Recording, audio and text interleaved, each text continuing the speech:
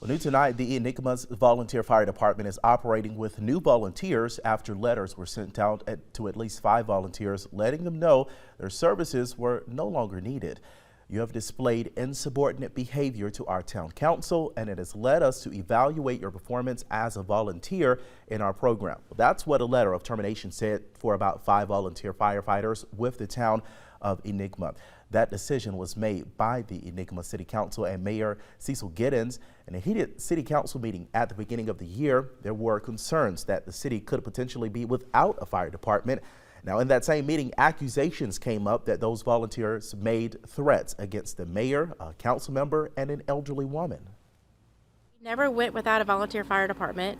It was right, they did that night. The next day we had another volunteer fire department, and I feel a lot safer about that. Before, I didn't know if they would even, if we had the old fire department, I didn't know if they would come to our house because of the way that they felt about me and my husband.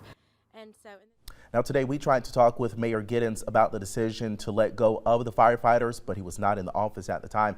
Councilman Bud Hutchinson gave this statement by saying, in part, quote, "Unfortunately, the council and mayor agreed that it was in the best interest of the city that a select few firefighter services were no longer needed." He went on to say 2 new firefighters have joined the department and are training to be certified. And while their small town has had disagreements, they are, quote, "united together for the betterment of the city."